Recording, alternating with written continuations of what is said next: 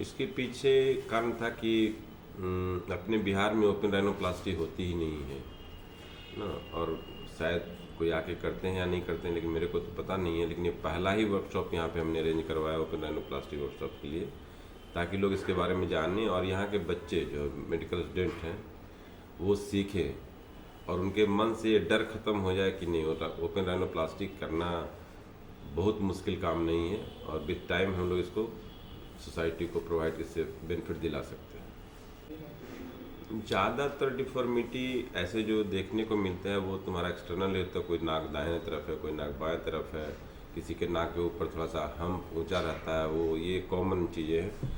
और इसके लोग वरीड भी रहते हैं, ऐसा नहीं कि लोग वरीड नहीं हैं, लेकिन एक्सपर्टीज नहीं होने के चलते पहले ये काम यहाँ पे नहीं हो पाता था और ना अब ये सब काम यहाँ पे शुरू हो गया, तो आगे कंटिन्यू करेगा ये। राइनोप्लास्टी नाक का ऑपरेशन होता है जिसमें नाक को आप उसका नाक अच्छे तरीके से नाक आप उसको सीधी कर सकते हैं। अगर छोटी है तो नाक अच्छा कर सकते हैं। अगर नाक में हम्प है तो उसको सीधा और स्ट्रेट सुंदर बना सकते हैं। और साइड बाय साइड उसका नाक सांस लेने में भी अच्छा होता है। तो राइनोप्लास्टी से हम एक सर्जरी से दो गोल अचीव करते हैं। मतलब हम उसको अच्छा बनाते भी है दिखने में और उसका काम भी वो अच्छे तरीके से कर सकता है। सर्जिकल राइनोप्लास्टी ये सर्जिकल प्रोसीजर है और ये परमानेंट है। मतलब आप जो रिज़ल्ट देना चाहते हो, मतलब उसमें आप पेशेंट के प्री ऑपरेटिव फ़ोटोग्राफ्स लेते हो, पेशेंट के साथ डिस्कस करते हो, उसका एक्सपेक्टेशन क्या है, वो क्या वजह से आपके पास आया है, उसका वजह जानने के बाद और आप उसको क्या दे सकते हो, ये दोनों चीज़ों का ख्याल रख के आप पूरा डिस्कस करके आप कर सकते हो। लिक्विड राइनोप्लास्टी ये छोटा सा मामूली तरीका है। अगर आपकी नाक में किधर टेढ़ापन है तो वो टेढ़ापन जिस तरह उसका खड्डा है वो खड्डा भर सकते हो, तो वो टेम्पररी होता है।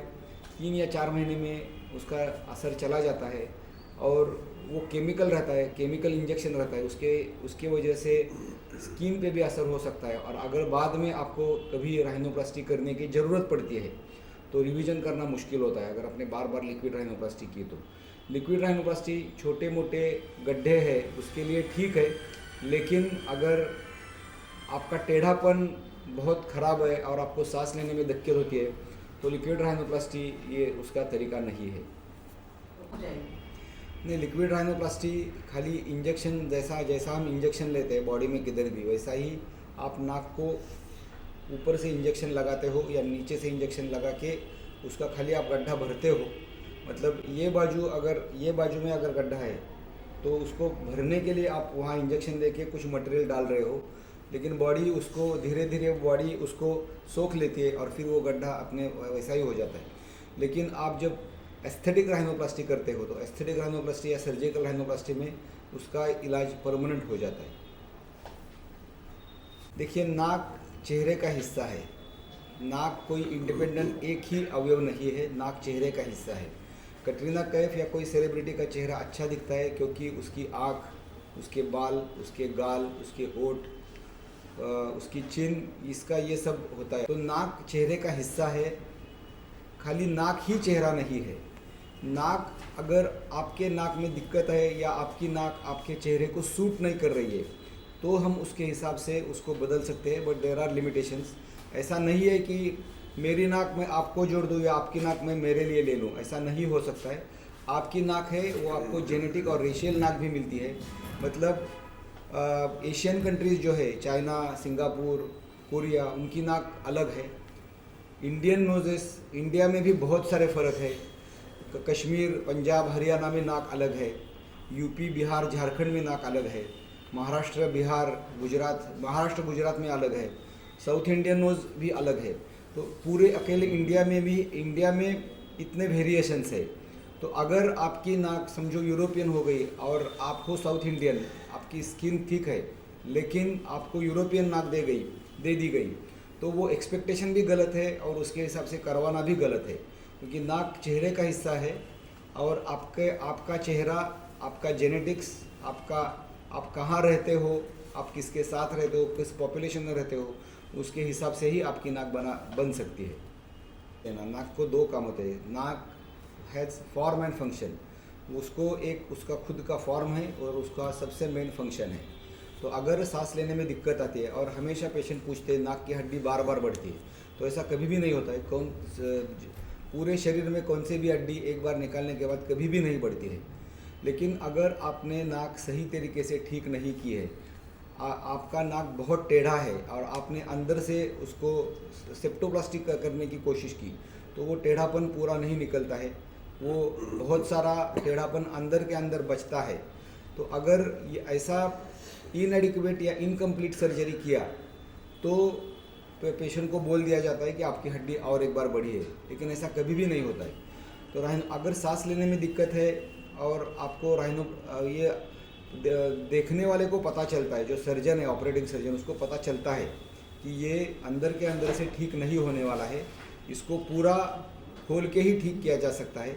तो राइनोप्लास्टी यही उसका तरीका है जिससे आप उसका फॉर्म मतलब नाक का देखना, टेढ़ापन, छोटा नाक सीधा कर सकते हो और उसका फंक्शन भी बहुत अच्छी तरीके से अच्छा कर सकते हो। ये राइनोप्लास्टी पूरा बेहोश करके की जाती है, 2 से 3 घंटा ये सर्जरी चलती है।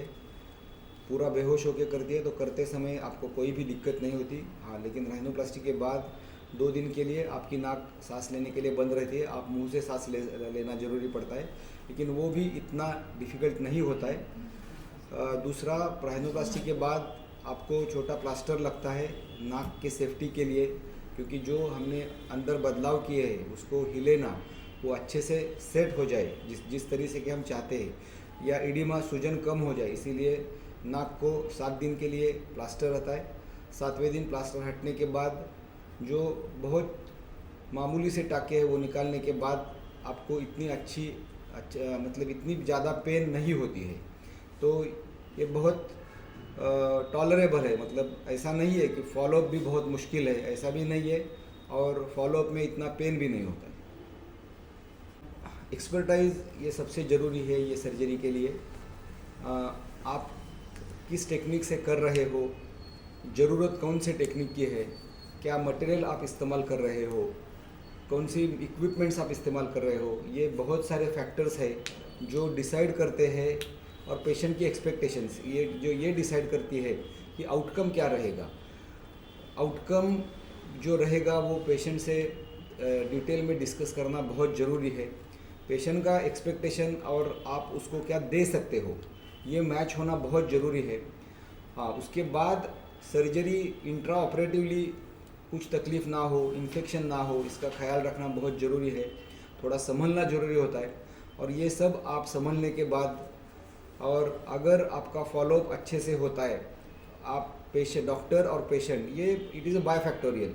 मतलब ये ऐसा नहीं होता कि खाली सर्जरी करने पे ही डिपेंड होता है, आपको ख्याल भी उतना रखना, उसका रखना, इतना डिफ़िकल्ट ख्याल रखना भी नहीं होता है, लेकिन आपको थोड़ा उसका ख्याल भी रखना पड़ता है, केयर भी करनी पड़ती है, सर्जरी भी अच्छी तरह से होनी चाहिए।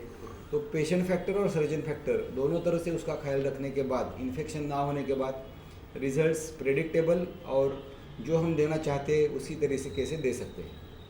राइनोप्लास्टी के बाद आवाज़ बदलने का सवाल ही नहीं आता, क्योंकि राइनोप्लास्टी नाक की सर्जरी है और आवाज़ में बदलाव नहीं होता है। दूसरा सवाल, कितना स्कार आता है। तो ओपन अप्रोच राइनोप्लास्टी से तो बहुत ही मामूली सा स्कार आता है। नाक का जो ये पोर्शन है जिसको आप सामने से नहीं देख पाते हैं, खाली 2 या 3 mm का ये जो है इसके ऊपर छोटा सा चीरा रहता है। वो चीरे को भी हम अच्छी तरीके से सुचर करने के बाद वो भी इम्परसेप्टेबल होता है। और होता क्या है, ये सामने से दिख भी नहीं पाता है, ये शैडो एरिया में आता है। तो यहाँ लगाया हुआ टाका बिल्कुल नहीं दिखता है, 2-3 महीने के बाद आपको दिखेगा भी नहीं। और अगर किसी को फेयर स्किन है, अगर किसी का थोड़ा सा दिखता भी है या डार्क स्किन है, तो भी उसको लेज़र लगा के, या देर आर अदर टेक्निक्स, उसको हम जैसे कि बिल्कुल नहीं दिखेगा ऐसा कर सकते हैं। तो स्कार का ये बिल्कुल कुछ प्रॉब्लम नहीं है ये सर्जरी में। अच्छे तरीके से किया हुआ राइनोप्लास्टी आपके पर्सनैलिटी में भी सुधार कर देता है। आप ज़्यादा कॉन्फिडेंट महसूस करते हो, क्योंकि आपका नाक अच्छा दिखता भी है और आपको सांस लेना भी आसान हो जाता है। और सांस लेना अगर आसान हो जाता है तो आपका पर्सनालिटी पे कॉन्फिडेंट लुक आता है। तो हाँ, लोग महसूस करेंगे, लेकिन अच्छी तरीके से महसूस करेंगे, या आप बहुत अच्छा कॉन्फिडेंट और अच्छे लग रहे हो। बाकी किसी को पता भी नहीं, बिना बताए किसी को आप अनजान आदमी ने आपको किसी ने देख लिया तो उसको पता भी नहीं चलेगा कि आपका राइनोप्लास्टी हो गया है। यही तरीका है इन सब नाकों को ठीक करने का। अगर नाक किसी का टेढ़ा है तो टेढ़े नाक में नाक के अंदर का जो पर्दा होता है, हम उसको नेज़ल सेप्टम बोलते हैं, वही टेढ़ा रहता है। तो नेज़ल सेप्टम ईएनटी सर्जन्स के पढ़ाई में बहुत सालों से है। ईएनटी सर्जन्स बहुत अच्छी तरीके से टेढ़े पर्दे को सीधा कर सकते हैं। और हमारे यहाँ एक कहावत है, as goes the septum so goes the nose. जैसा आपका नाक का पर्दा है वैसा ही आपका बाहर का नाक रहेगा। अगर बाहर अंदर का पर्दा टेढ़ा है तो नाक टेढ़ी है, क्योंकि ये सपोर्ट स्ट्रक्चर है पूरे नाक का। तो अगर आप नाक का पर्दा सही करते हो राइनोप्लास्टी से तो ही नाक आपकी सीधी होगी। तो टेढ़ापन दूर करने के लिए नाक का पर्दा सीधा होना ज़रूरी है, नाक की हड्डियाँ सीधी होनी ज़रूरी है। तो ये दोनों तरीके से ठीक करने के बाद आपकी टेढ़ी नाक सीधी हो जाएगी। अगर किसी का दबा हुआ या छोटा नाक है, या एक्सीडेंट के बाद अगर किसी का नाक दब गया है, सामने से एक्सीडेंट हो गया और यहाँ से दब गया है, तो उसको सांस लेने में भी दिक्कत होती है और दिखने में वो बहुत ख़राब दिखता है। तो अगर नाक दबा हुआ है, जन्म से दबा हुआ है, या क्लेफ्ट लिप डिफॉर्मिटी है, तो वो सभी नाक, या उसका नाक खराब है, कंजेनेटली ख़राब है, तो वो नाक को हम ठीक कर सकते हैं राइनोप्लास्टी सर्जरी से। अगर किसी की नाक ऊंची है, ज़्यादा ऊंची है, तो वो ऊंची नाक को भी हम सीधा कर सकते हैं। जैसे बाकी लोगों की नाक है उसके हिसाब से हम उसको सीधा कर सकते हैं। टेढ़ी नाक की समस्या तो बिहार में बहुत ही ज़्यादा है ना। ऐसे तो कहा जाता है कि 80% लोगों की नाक की हड्डी टेढ़ी होती है, लेकिन हर नाक की हड्डी जो अंदर से टेढ़ी है उसको इलाज की ज़रूरत नहीं है जब तक कि वो नुकसान न करे। तो ऑपरेशन उन्हीं लोगों का किया जाता है जिन लोगों का नाक बंद रहता है या जो लोग अपने नाक से परेशान हैं। जिन लोग को नाक की हड्डी टेढ़ी होती है उन लोग को साइनस की बीमारी होने का डर बाकी लोगों से ज़्यादा होता है। ऐसे लोगों का नाक जनरली बंद ही रहता है, और लेकिन उन लोग को पता ही नहीं चलता कि उसका नाक बंद भी है। ज़्यादातर तो ऐसा होता है क्लिनिक में कि हम ही लोग बताते हैं कि तुम्हारा नाक बंद रहता है, तो बोलता है मरीज कि नहीं, मेरा नाक बंद नहीं रहता। तो हम उसको बोलते हैं बस 1-2 दिन में बंद हो जाएगा, क्योंकि आज के बाद से तुमको पता चलने लगेगा कि मेरा नाक बंद रहता है। और दे कम बैक कि हाँ सर मेरा नाक तो बंद रहता है। तो ये बचपन से जिन लोगों की नाक की हड्डी टेढ़ी रहती है उन लोगों को तो पता ही नहीं चलता कि उसका नाक बंद भी रहता है, तो दे बिकम अडेप्टेड। और ऐसे लोगों को इलाज की सख्त ज़रूरत है, जल्द से जल्द उन लोगों का इलाज हो जाना चाहिए। देखिए, और एक है, लोग नाक में ड्रॉप्स इन्हेलर इस्तेमाल करते हैं बार बार, या ड्रॉप्स डालते हैं, और वो वी कॉल देम ऑट्रिविन एडिक्ट्स। ऑट्रिविन एक ट्रेड नेम है, उसमें ज़ैलोमेटाज़ोलिन, ऑक्सीमेटाज़ोलिन रहता है। तो वो अंदर का सूजन कुछ घंटे के लिए कम करता है और आपको सांस लेने में बेहतर लगता है, लेकिन वो दवाई है और वो दवाई का लोग एडिक्ट हो जाते हैं और वो दवाई का असर भी धीरे धीरे कम होने लगता है। और वो केमिकल है, केमिकल की वजह से नाक के अंदर की चमड़ी, नाक के अंदर का लाइनिंग भी ख़राब हो जाता है। तो जो लोग बार बार ऑट्रिविन इस्तेमाल करते हैं उनको ये बहुत ज़रूरी होता है, क्योंकि नाक से आसानी से सांस लेना उनको नहीं आता है। इसीलिए वो ये घरेलू नुस्खा है या ओवर द काउंटर केमिस्ट के यहाँ जाके वो दवाई परचेस करके वो इस्तेमाल करते हैं। अगर वो बार बार इस्तेमाल करना पड़ता है तो वो अच्छा नहीं है, क्योंकि उसको हाइपरटेंशन भी, बीपी की भी परेशानी है, उसको भी वो इस्तेमाल करना ज़रूरी नहीं है।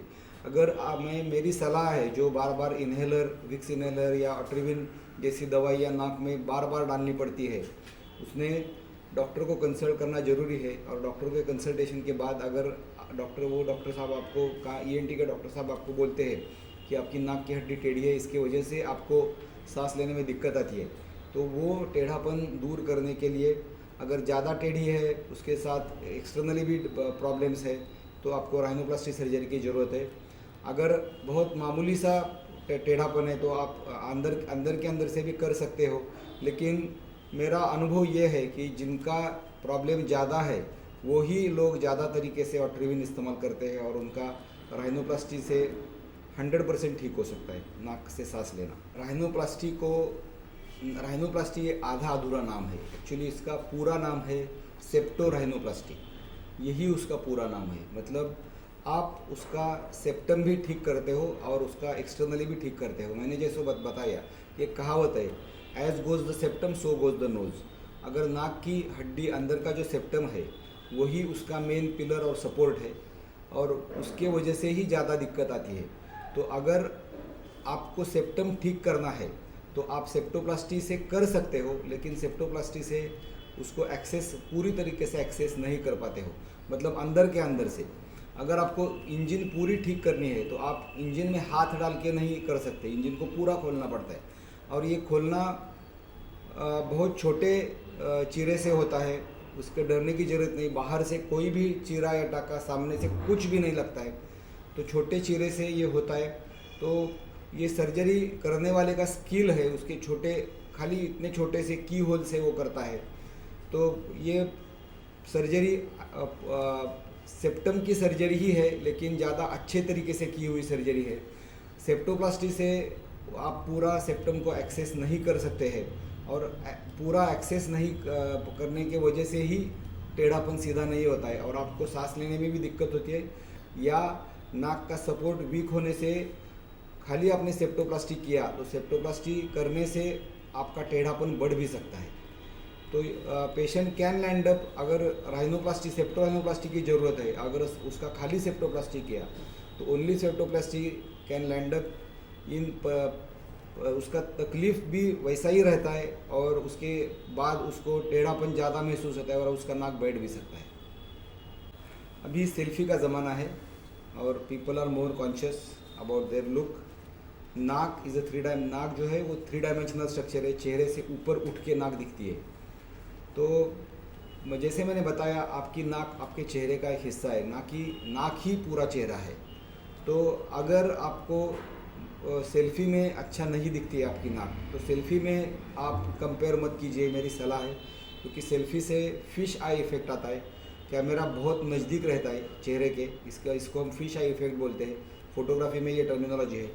तो फिश आई इफेक्ट की वजह से आपको आपकी नाक ठीक नहीं लगती है। लेकिन अगर आप उसके प्रॉपर फोटोग्राफी करके, आप कंसल्ट करके, अगर किसी को लगता है, डॉक्टर को और आपको, मतलब आपकी एक्सपेक्टेशन, आपकी तकलीफ़ें और राइनोप्लास्टी सेप्टो राइनोप्लास्टी करने वाला सर्जन क्या डिलीवर कर सकता है, ये दोनों का मिलाव होने के बाद ही हम कुछ कंक्लूजन पे आ सकते हैं कि क्या करना है और हम क्या दे सकते हैं।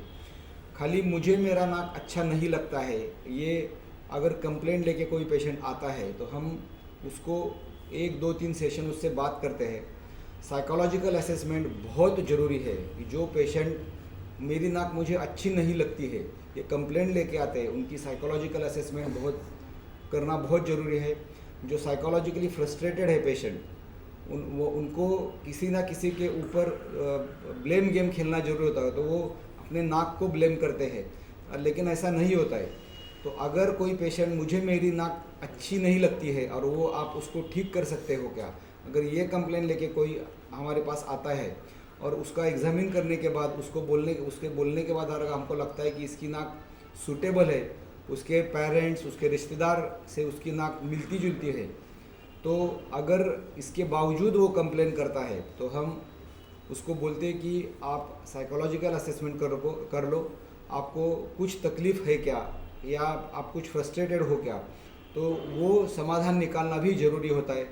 क्योंकि अगर ऐसे पेशेंट का ऑपरेशन करने के बाद आप उसके अपेक्षा पे खरे नहीं उतर पाते हो, तो उसके बाद अगर उसकी अपेक्षा के अनुसार आपने डिलीवर नहीं किया तो फिर तकरार दोनों में बढ़ जाती है। राइनोप्लास्टी ऑपरेशन के तुरंत बाद आपका नाक बंद रहता है, तो आपको 2 दिन से मुंह से सांस लेनी पड़ती है। नाक के अंदर थोड़ी सूजन रहती है, तो नाक के अंदर डालने के लिए भी आपको दवाई दी जाती है, या खाने के लिए भी आपको कुछ गोलियां दी जाती है। तो जो दी हुई दवाई है वो दवाई आप अच्छे से ले लीजिए। आप प्लास्टर का ख्याल रखिए, नाक को तुरंत ऑपरेशन के बाद किसी एक्सटर्नल इंजरी नहीं होनी चाहिए, तो नाक को थोड़ा संभलना चाहिए।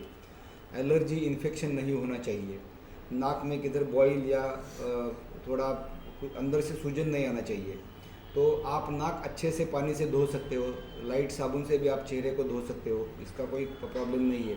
तो साफ़ सफाई का ध्यान रखिए, खुद की अच्छी सेहत का ध्यान रखिए, लाइट हेल्दी खाना खाइए, बाहर का आप जो फूड है वो कम खाइए, मतलब आपकी सेहत अच्छी रहेगी, आपका हीलिंग अच्छे से ठीक हो जाएगा। ये एक।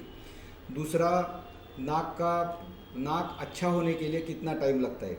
बॉडी में कौन से भी ऑपरेशन के बाद पहले जैसा होने के लिए कम से कम 3 महीना लगता है, लेकिन नाक ये ऐसी चीज़ है कि ये स्किन के बिल्कुल नीचे है और बहुत सारी हड्डियाँ उसको जुड़ी रहती है, और सूजन चेहरा बहुत वैस्कुलर रहता है, तो सूजन और चेहरा डेलिकेट भी रहता है, तो सूजन बहुत ज़्यादा पकड़ते ज़्यादा भी है, लेकिन जाने के लिए टाइम लगता है। तो आपका नाक बहुत बेहतर और अच्छा होने के लिए 6 महीने से 1 साल तक टाइम लग सकता है। ऐसा नहीं है कि आपका नाक 6 महीने से 1 साल तक खराब रहेगा, लेकिन पूरा हीलिंग प्रोसेस के लिए, फाइनल रिजल्ट के लिए कम से कम 6 महीना, मतलब जो फाइनल रिजल्ट है वो फाइनल रिजल्ट आने की 80% फाइनल रिजल्ट 6 महीने में आ जाता है, और 1 साल में तो पूरा 100% रिजल्ट जो आपको चाहिए था वो सेटल विजिबल होने के लिए कम से कम 1 साल का टाइम लगता है।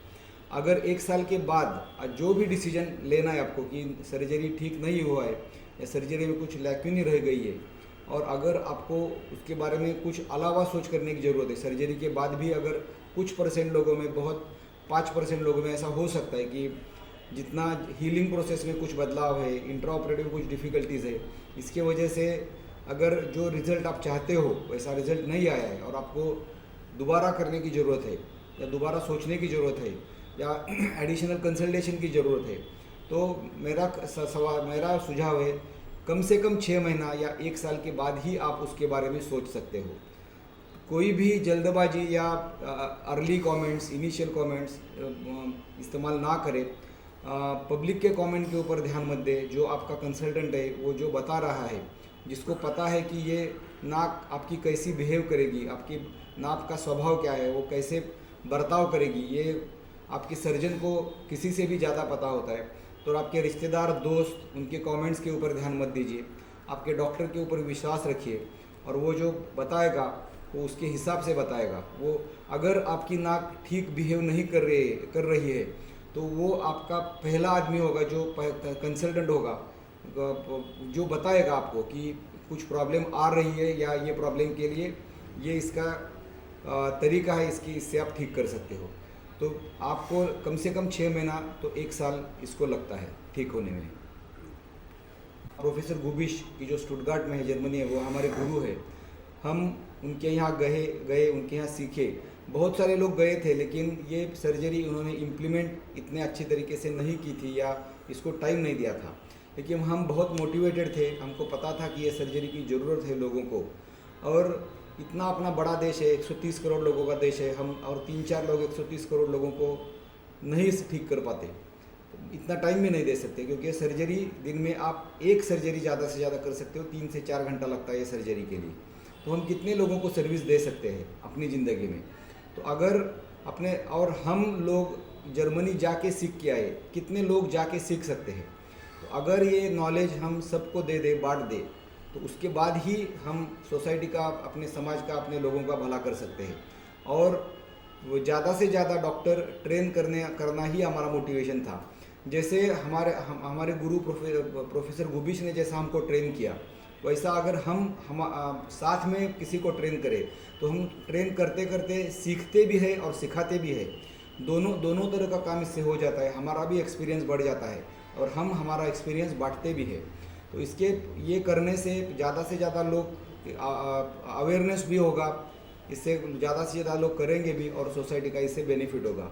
और यही हमारा यही मोटिवेशन है कि जो हमको इसमें थकान नहीं आती है। तो आप सीखो भी और सिखाओ भी, यही तरीका है, और इसी से ही हमारा एनर्जी लेवल बढ़ता है। एथनिसिटी हम बोलते हैं कि प्रांतिकता, नाक में प्रांतिकता बहुत ज़्यादा दिखती है, पूरे चेहरे में भी दिखती है प्रांतिकता, लेकिन नाक में वो बहुत उभर के दिखती है। पहले नाक का जो स्किन रहता है वो हर एक स्किन का टेक्सचर अलग है। यूरोपियन स्किन या टर्की स्किन बहुत थिन रहती है, लेकिन इंडिया की जो स्किन है वो थोड़ी थिक है। स्किन थिकनेस ये बहुत मैटर करता है। अगर आपको अंदर के अंदर कुछ करना है और आपकी स्किन अगर बहुत पतली है तो पतले स्किन में बहुत सावधानी से करना पड़ता है, टाका लगाना या जो भी आप मॉडिफिकेशन करना चाहते हो, क्योंकि वो पतली स्किन है तो ऐसा उभर के दिखेगा। लेकिन अगर स्किन थिक है तो थिक स्किन में अगर आपको रिजल्ट्स देने हैं तो कुछ डिफरेंट टेक्निक्स, ग्राफ्ट्स इस्तेमाल करने पड़ते हैं। सूचर से खाली काम नहीं होता है। अगर यूरोपियन नोजेस है तो उसमें विदाउट ग्राफ्ट्स उनका मैनेज कर सकते हैं। दूसरा कार्टिलेज जो रहता है, वो कार्टिलेज यूरोपियन नोजेस वो बहुत जो बड़े बड़े नाक होते हैं उसमें कार्टिलेज ज़्यादा रहता है। इंडियन नोज छोटा रहता है और एशियन नोज मतलब चाइनीज़ या कोरियन नोज तो और भी छोटा रहता है। और नाक छोटा मतलब नाक में जो कार्टिलेज और हड्डी रहती है वो भी छोटी रहती है।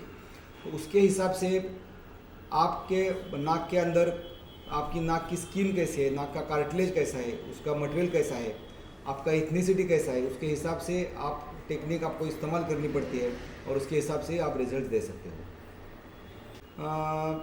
सेप्टोराइनोप्लास्टी इंश्योरेंस में कवर होता है, क्योंकि अगर आपको सांस लेने में दिक्कत है या ओपन अप्रोच सेप्टोप्लास्टी हम उसको बोलते हैं, अगर उसको सांस लेने में दिक्कत है तो हाँ ये ज़रूर कवर होता है, क्योंकि ये फंक्शनल प्रॉब्लम है, आपको सांस लेने में दिक्कत है। लेकिन आप अगर खाली कॉस्मेटिक पर्पज़ के लिए आ रहे हो तो आपका जो इंश्योरेंस का डॉकेट है उसमें लिखा रहता है कि कॉस्मेटिक सर्जरी के लिए कवर नहीं मिलेगी, जैसे ब्रेस्ट इम्प्लांट हो या हेयर ट्रांसप्लांट हो।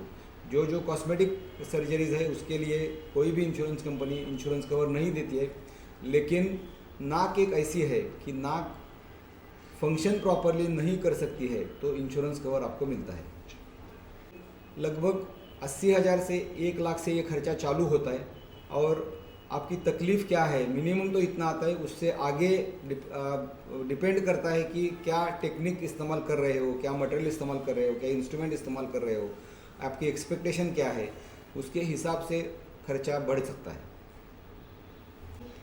राइनोप्लास्टी बहुत सेफ है, लाइफ थ्रेटनिंग कुछ भी नहीं है।